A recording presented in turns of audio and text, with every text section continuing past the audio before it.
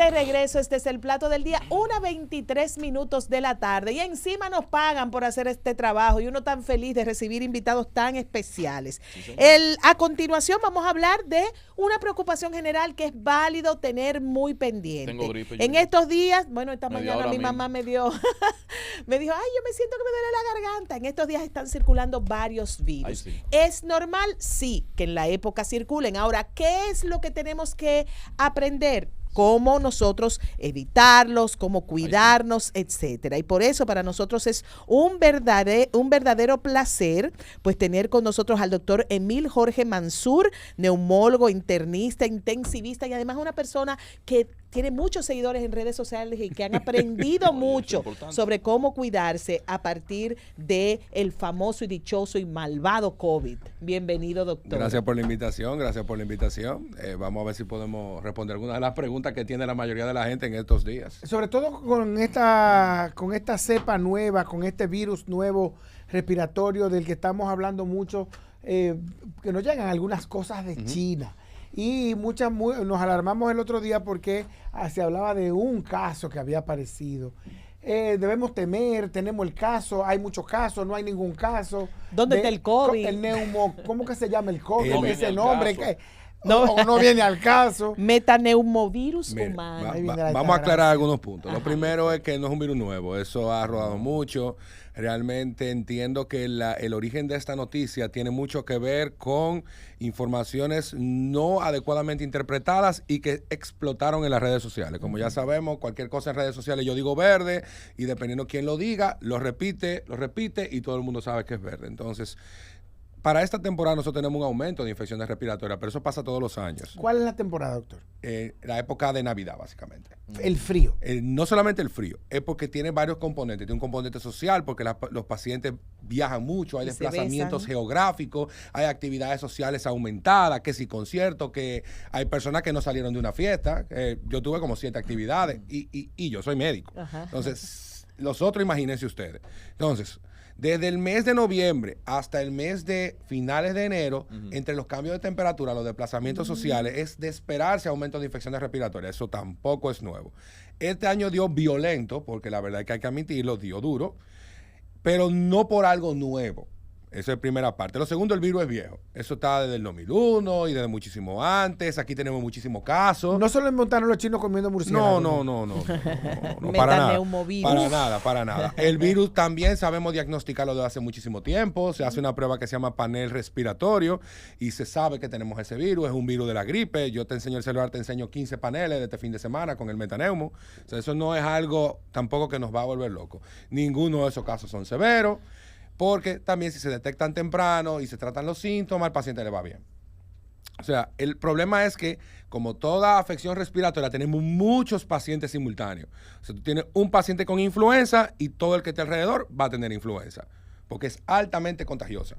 Entonces, de esos, si tú tienes 20 personas y hay uno con antecedentes o con factores de riesgo, ese es el que se va a poner malo de todo. Con comorbilidades. Con comorbilidades. En el COVID. El virus no es nuevo, pero evoluciona, doctor. Todos los virus tienen la capacidad de mutar, que me imagino que por ahí es que va la pregunta. Ahora, no han tenido mutaciones de alta virulencia, o sea, que son las que le tenemos miedo, como por ejemplo, cuando el COVID se transformó en la Delta, que a esa le cogimos miedo. O el Omicron. Entonces, el Omicron era digamos que el Omicron era la versión suave. Ahora, dentro del Omicron había una que daba durísimo, entonces, por ahí fue que fue pasando la cosa. Todos los virus tienen la capacidad de mutar y el más duro de todito es la influenza. O sea, por eso es que siempre tenemos... Pero sí, por mucho. Pero mucho. Pero por mucho. Tiene, digamos, para ponerlo fácil a todo el que está oyendo, tiene 2 pedacitos del virus que él vive cambiando. 2 pedacitos. Dos o sea, pedacitos. No es el virus completo. No. 2 pedacitos del virus, para hacerlo fácil, 2 pedacitos del virus que él vive cambiando. Entonces, el cuerpo acostumbra a coger la defensa en contra de esos 2 pedacitos. Si él lo cambia, tú no sabes cómo pelear contra él. Entonces, por esa razón, te da influenza ahora, te puede dar en 6 meses, te puede dar en 1 año, porque posiblemente no te dio la misma versión de la influenza. Por el pedacito que cambió. Por los pedacitos que cambió, exacto. Entonces, para eso es que se inventan la vacuna, que se pone anual, que se escogen cuáles son las cepas más agresivas y entonces en contra de esa le enseñamos al cuerpo cómo atacarla. Porque los científicos tienen, cada pedacito que cambió lo tienen guardado para hacer... Lo que hacemos es que anual, esas pruebas que se mandan a los laboratorios, por ejemplo en Estados Unidos, que es donde sale eso, ellos recopilan y hacen unos boletines cada tanto tiempo y basado en las cepas que ellos reciben, ellos dicen, bueno, mira, esta es la que está dando más, esta es la que peor síntoma tiene, vamos a incluir esta en la vacuna. Y entonces por esa razón es que se saca esa vacuna de esa forma. Y una pregunta, la influenza es mucho más dura que el COVID, ya el COVID no mata. Tengo mucho que no veo un caso grave de COVID, para respondértelo de esa forma, porque el problema es la información. Como no estamos haciendo quizás tantas pruebas de COVID como quisiéramos, tampoco sabemos que todas las gripes sean COVID. Entonces, cada tanto tiempo te sale un COVID, pero por lo menos desde hace los últimos 6 meses yo no he visto un COVID grave. Yo creo que de pocas cosas en nuestra América Morena se automedica tanto como para la gripe. O sea, todos tenemos nuestras si propias yo me voy recetas. de viaje, yo me llevo una farmacia, porque allá en otro país no me venden medicamentos. Te venden medicación over the counter, que son medicamentos para la mayoría de los síntomas y que, ojo, son muy útiles y que todo el mundo debe conocerlos. O sea, el hecho de usted saber cuáles son los cócteles tradicionales que tú te tomas, no es que está mal que lo tomen, yo estoy de acuerdo, porque a mí no me interesa que me llegue uno por una gripecita convencional que en 4 días se va a resolver solo. O sea, ese paciente en su casa se resuelve y no suelen ser los que llegan. ¿Cuándo voy al médico? Precisamente. Ahí va. Entonces, nada que te dure más de una semana, tú debes dejar de averiguarlo. Gripe Sobre todo si no hay sencilla. mejoría. Exacto. Gripe sencilla en una semana tiene que haberse quitado. Tú no puedes durar 4 días haciendo fiebre pisada, porque ya tú sabes que eso no es normal. ¿Cuántos días debe durar una fiebre? 2 días. No, es que todo depende del cuadro, pero para que todo el que está viendo como que lo agrupe en una sola cosa, Sí. si usted duró más de una semana malo, busca ayuda. Revisa. Si usted tiene dificultad para respirar o cuando camina le falta el aire, busque ayuda. Si tosió con sangre, busque ayuda. Aunque sea del primer día. No importa, importante. busque ayuda. Si usted de la misma forma nota que la fiebre no cede con nada de lo que usted se pone, busque ayuda. Esos son los puntos. Ahora el resto, con antialérgicos convencionales, con acetaminofén fijo sin problema, que es lo mismo que el paracetamol, con algún spray nasal que sea con un poquito de corticosteroide o en su defecto algún mucolítico, llámese acetilcisteína y derivado, usted resuelve. Por eso es que la mayoría de la gente hay una pastilla que la piden en la farmacia con sin mucho problema, pan, si sabe muchas cosas y eso mejora a la mayoría de la Sí, gente. sí, a mí me funciona. Yo tengo como que el termómetro. Yo valoro mucho el bienestar, doctor. Y yo sé cómo se está bien. Entonces, por ejemplo, yo preservo mucho mi bienestar para yo entrenar. Porque el hecho de yo voy a correr 8 kilómetros hoy, eso me tiene con un entusiasmo desde que me levanté. Entonces, Yo si no me cae un perro atrás. no, entonces, de verdad, yo quiero estar bien para poder hacer eso lo más tiempo que puedo. Entonces, a mí me da que yo puedo con los antigripales tradicionales, como que desde el cuerpo está cortado, yo entro con antigripales tradicionales. ¿Funciona así? ¿O hay un momento en que el antigripal ya no funciona? Es que recuérdate que lo que voy a tomar en conjetura, el tema del antigripal convencional, que la mayoría de las polipastillas, o sea, las pastillas que tienen muchas cosas dentro, incluyen un antialérgico, incluyen acetaminofén o paracetamol, incluyen un poquito de mucolítico, incluyen algo que tenga cafeína o se parezca. Para el dolor de cabeza. Para la energía. O para ponerte rápido. Para la energía. Ajá. De todo va a depender. Hay algunos que tienen menos de eso, algunos que tienen más de eso, Ajá. pero todito tienen más o menos y algunos extra tienen un antiviral, que ese antiviral realmente no tiene actualmente mucha utilidad. ¿Por qué la Entonces, comilla, doctor? porque vuelvo y te digo, está mantenido como un medicamento antiviral, que es la ¿cómo se llama esto? Wow, se me fue. En 3 segundos me acuerdo. Ese antiviral específico que traen esas pastillas. Esa fórmula está desde hace 10 años. No, ya eso cambió. tiene más. Ajá. Entonces, ese antiviral específico ya no tiene mucha predominancia de ataque en contra de algunos virus. Entonces, no funciona. No está mal, porque fíjate que te mencioné los 4 componentes de un tratamiento cualquiera respiratorio. Si tú tienes síntomas y tú te metes eso, obviamente los síntomas se van a controlar, que es lo que en la mayoría de las enfermedades respiratorias tú quieres. Modular los síntomas para que tu mismo cuerpo se termine de defender de este lío. Y por eso la mayoría de los resfriados convencionales o gripe básica o lo que sea, se resuelven en una semana. Pero la gripe avisa. No necesariamente, porque va a depender de qué fue lo que te dio. Por ejemplo, todo el que tú le preguntes, que te cuente cuál ha sido la peor gripe que le ha dado en la vida, te va a decir, bueno, mira, a mí en tal año me dio una cosa que me rompió hasta los huesos. Te describen esa. Que yo me estaba muriendo y que me la encontré peor hasta que el COVID. Ajá. Por ejemplo, a mí, que me dio 4,000 COVID consecutivos, porque yo peleé contra el COVID directo, hubo una influenza que me dio, que todavía yo me acuerdo. Yo o sea, también. me dio hasta secuela en Pero los no, ojos. Sí. no le avisó, doctor. No, me tumbó. Ella me avisó el día que me tumbó. Tum. Ya cayó. No le dio un dolorcito de cuerpo. No, el problema es que el dolorcito del cuerpo fue lo que te tumbó. Porque cuando te da en la madre. Entonces, el principio de estas enfermedades es que tú puedes tener lo que tú llamas un pródromo, que es como unos síntomas medio raros, una debilidadcita rara, Ajá, una molestia en yo los de una ojos, vez me me- pica la nariz, me duele, me da un dolorcito aquí, muevo la cabeza o se me tapó un oído.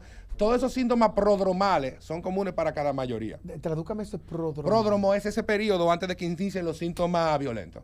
Que yo me imagino que por ahí es tu pregunta. Sí. Entonces, el problema es que mientras más agresivo es el virus, puede que ese pródromo tú no te des cuenta. Y a la mayoría de la gente dice, no, a mí, yo no tengo síntomas, y tú le preguntas, ¿estás tosiendo? Sí, un poquito. ¿Te falta el aire? Sí, un poquito. ¿Te molesta el aire? Sí, un poquito. Pues tú tienes síntomas. Bueno, está ahí. Doctor, el mundo post-COVID significa dos cosas. Polarización con respecto a temas que en el pasado no nos dividían. Y uno de ellos es la vacuna. Yo crecí en un hogar con un científico donde la vacuna siempre se vendió como lo mejor que podía pasar. Cualquier vacuna. Hasta para los animales. Para los animales, para que echara para adelante la humanidad, para que no hubiera polio, para que no haya esto y lo otro. Posterior a esto, cada vez que a una persona se muere hasta manejando, eso fue culpa de la vacuna. Sí, sí, sí. ¿Qué Y es usted- culpa del COVID y también. es ¿Qué usted nos puede decir al respecto? Porque entonces ahora ya está pasando en los Estados Unidos que ha bajado el índice de vacunación en niños en todas. Hay un brote de sarampión, hay brotes de muchas cosas. ¿Qué usted puede decirnos a estas alturas? ¿Debemos volver al esquema anterior en el que creíamos en las vacunas? Uf. Qué pregunta, ¿eh? De la que yo tenía la esperanza que no se iban a tocar porque es un tema extremadamente controversial. Es complicado. Mire, yo le voy a dar mi opinión, Sí. por lo menos, porque... Que la del 2021 se hicieron muy rápido. No, porque que esto se estaba muriendo todo el mundo. Exacto. ¿Qué alternativa teníamos? Era Tenía seguir que ser contando rápido. muertos. Ajá. Era lo que había que hacer. Sí. O sea, yo no puedo bajo ninguna conclusión decir que lo que se hizo hasta la fecha estuvo mal, porque de nuevo, todo el que se está quejando está vivo. Vamos a hacerle ese comentario a los que se murieron, que no podemos. Entonces, bien, ya tenemos más tiempo, la cosa está menos virulenta llámese menos agresiva, tenemos chance de evaluar evidencias y ver estudios, cosa que no teníamos en ese momento, porque salía un estudio el lunes y yo el martes tenía que estar tomando decisiones en base a lo que salió ayer. Y el día después salía otro que decía que el del lunes estaba malo. Y Sí. salía... Si con suerte tenías acceso. Es correcto. No, por lo menos los que me considero en el lado de los agraciados, mantuve siempre acceso a esa parte y yo asumo que muchos pudieron mantener sus accesos, porque uno normalmente cuando trabaja en el área mía de neumología y también de intensivo, uno tiene que preocuparse por ver lo último que salió. Porque si no lo sabe uno, te lo dice el paciente de allá para acá. Es un paréntesis en cuanto a como país, no como Te lo como compro. especialista. Entonces, ahí viene el o sea, dato de muchos la países data. no tenían acceso a las cosas que otros sí.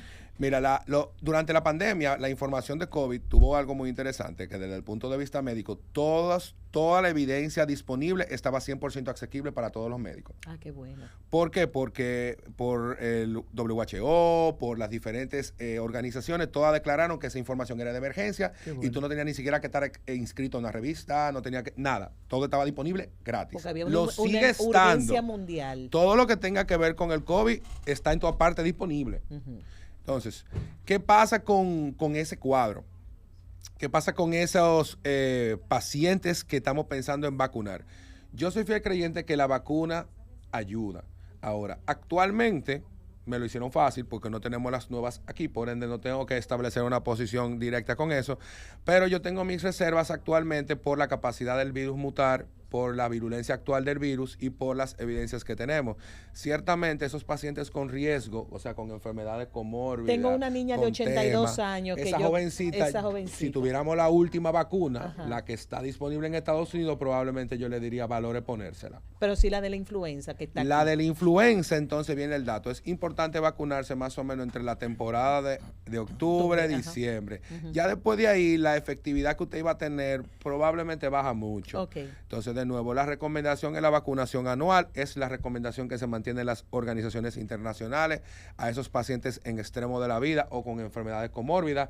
Al paciente que no tiene otros síntomas, no tiene nada, no hay una recomendación específica para estar vacunando a todo el mundo. Ok. Ahora, de que puede ser beneficioso en algunos casos, sí. Aquí donde está el tema. Esa vacuna no dice que no te va a dar gripe. tampoco dice que no te va a dar influenza, porque no es para eso. ¿Y para es qué es? para que no te mate la versión agresiva. Entonces, ¿qué pasa? Cuando tú a un paciente le pones la vacuna de influenza y en 3 días después le da gripe y le da influenza, ojo, que necesita un periodo de tiempo de como 20 y pico de días para funcionar, ya automáticamente dice, no me la vuelvo a poner nunca más porque me dio la gripe como quiera. Entonces, es un tema de explicación que muchas veces cuando nosotros mandamos a poner la vacuna hay que explicarle al paciente cuáles son las expectativas reales porque él espera que no le den nunca. Hay gente que dice que la vacuna le da gripe. También, pero también hay data de que ese mismo día estuvo expuesto a otras personas, se le pegó ahí, entonces coincide, o en su defecto hay una reacción inflamatoria en el cuerpo que le da los síntomas, que también puede pasar. Tiene sentido. Entonces, por eso te digo, mis opiniones tienen tema, porque cuando yo, por ejemplo, la prescribo, tengo que tomarme muchas atribuciones de explicarle al paciente qué es lo que va a tener, cómo va a ser sus resultados. No debería el Estado decirnos esas cosas masivamente. Sí, pero de por sí no le prestamos mucha atención como población a lo que nos dice el Estado y ellos lo dicen porque ellos tienen unas buenas publicaciones al respecto de la influenza. El problema es que estos son datos que con tantas teorías conspiranoicas que andan por ahí, o sea, tú le mencionas a una gente que tiene que usar mascarilla y ya tú vendes mascarilla. ¿Hay evidencia científica, doctor, de que algunas de las personas que han fallecido por diversos motivos, infartos, derrames, aneurismos, como sea que ustedes le llamen científicamente, de que guarden relación con la dosis o con la cantidad de vacunas contra el COVID que se pusieron en... Contra las cantidades no, contra algunas de las vacunas sí se encontró asociación. ¿Qué es lo que significa? Déjame explicarte, ¿qué es lo que significa esto? Voy a coger la Pfizer, que es la que tiene los casos famosos, que tiene el incidente de que le encontraron asociación a la AstraZeneca, que fue la del incidente de los tromboembolismos, que resulta que es la que tengo yo. Sí. Entonces, que Esa fue era la primera. India, creo que es, ¿verdad? No, lo que pasa es que fue la primera disponible que se le puso al personal de salud. Okay. Entonces, esa vacuna específicamente tiene un lío armado porque se encontraron que un grupo de personas fallecieron por eventos tromboembólicos. Tromboembólico es que le sube un coágulo, te cae en un pulmón, en el corazón y te mató. Estos pacientes, hubo asociación estadística. Aquí es donde viene la interpretación. Si tú ves 10 personas que tomaron Coca-Cola y esas 10 personas no se murieron del COVID, tú asumes que fue la Coca-Cola que lo salvó. Sí. Mismo principio con el tema de la ivermectina. 10 pacientes que le di ivermectina, los 10 se salvaron, lo salvó la ivermectina. Sí. Entonces, si tú tienes 10 muertos y a los 10 muertos le pusiste la vacuna y 2 de esos salieron con esa vacuna, Por default, es culpa de la vacuna. Entonces, demostrar causalidad se hace por matemática, o sea, por valor de P, por entender que hay una asociación estadística. Pero demostrar causalidad no es tan fácil como eso. O sea, demostrar que porque yo hice esto, me dio esto, entonces yo tengo muchos pacientes hipertensos de COVID que no se murieron. Tengo muchos pacientes de cáncer que le dio COVID del malo que no se murieron. Y eso debieron haber estado enterrados. Entonces, de nuevo, la información médica hay que tomarla con una gotica de agua y poderla interpretar adecuadamente, sumarla a la experiencia y a las cosas que vivimos. ¿Qué está Genial, circulando doctor. ahora mismo y cómo podemos evitarlo? Que el tiempo se nos está agotando. Tenemos influenza A, tenemos H1N1, que es la influenza A mala que dio en el 2009, tenemos metaneumovirus, es como el quinto. Tenemos neumonías bacterianas por gérmenes atípicos, esta es jodona. Porque, lo dice como que es un tesoro que tenemos, todas esas cosas que no, es que eso es lo que hay. O sea, ¿Cuál es la jodona y por qué? Esa sí que le acabo de decir. lo que pasa es lo siguiente. Neumonía bacteriana. Las ¿Eso neumonías, es de la que soplan los no, la cosas en neumonía calle? es una infección o inflamación del tejido pulmonar causado por un virus, bacteria o demás. Cuando se hablan de gérmenes atípicos, son gérmenes que viven en la nariz, gérmenes que viven en la garganta, que si Moraxella catarrhalis, entre otros termas bacterianos. Tenemos muchas. Tenemos unas infecciones por una bacteria que se llama Bordetella parapertussis, que es una hermanita de la tosferina y que da tos importante, seca, que no se quita por muchos días y está asociada a niños. Entonces, desde el momento que tú tienes entrada del niño al colegio o salida de los niños del colegio para la casa o viaje de los niños y antes mencionado, tú tienes un niño que tiene 20 días tosiendo. Lo mandaste al colegio como quiera porque no lo puede tener 20 días metido en la casa y ya infectó a todo el mundo. Entonces, por ahí se sigue. Todo el mundo con Bordetella parapertussis. Ahí se sigue el relajo. Entonces, son cosas sencillas de atacar. Sí. El problema, por ejemplo, para Bordetella que se diagnostica con un panel respiratorio. Entonces, el panel cuesta 18,000 pesos. Exactamente, bien caro y no lo cubren los seguros. No. Bueno, los complementarios altos lo cubren. La gripe más Los barata complementarios que- altos lo Sí, cubren. sí. Pero entonces, por ejemplo, te deja tos por mucho tiempo. El resto se maneja con medicamentos sencillos. Y el otro tema es que para la mayoría de las personas lo que le preocupa es que está tosiendo. Probablemente ese es el menor de mi problema. Sí. Porque la tos, para sorpresa de la mayoría, es un mecanismo de defensa que impide que te siga acumulando flema dentro del pulmón. O sea, la tos está defendiéndote. Un buen tratamiento no usa excesos de antitusivos porque lo que a ti te interesa es tratar la causa de la tos, no frenarla. Te vas a hablar con los pediatras y los pediatras, y eso a ellos les va a encantar, oye, pues yo soy hijo de un pediatra, no dan antitusivos por ese principio, porque a ti no te interesa frenar la tos per se, a ti te interesa corregir la causa de la tos para entonces dejar de toser. Pues entonces, porque darte un antitusivo para que tú salgas feliz de mi consulta es súper fácil. Pues toma esto, te quita la tos ahora mismo. Perfecto. De allá para acá viene con complicaciones. Encuarteló ese virus. Y ese pulmón inflamado. Ese pulmón inflamado empeorando la cantidad de secreción, un desastre.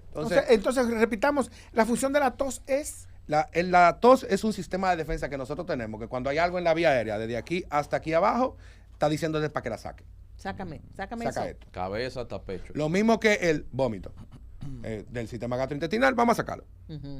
Vamos para afuera. Pero, por ejemplo, ¿hay el reflujo provoca tos? Porque te cayó las secreciones aquí, te irritó la vía aérea, entonces el cuerpo entiende que lo que está aquí hay que sacarlo. Wow. Mire, doctor, yo nada más le voy a decir una cosa. Habla muy bien, doctor. Usted, aparte del excelente médico que es comprobado por mi familia, es un tremendo comunicador, algo que nos falta en un país, en un país donde nosotros necesitamos escritura comprensiva, que no, la lectura comprensiva que no tenemos, etcétera. Alguien que nos explique con claridad es un regalo del cielo. Así que lo único que voy a hacer es seguirlo felicitando. Tú deberías ser imagen del Ministerio de Salud Pública. Ay, no.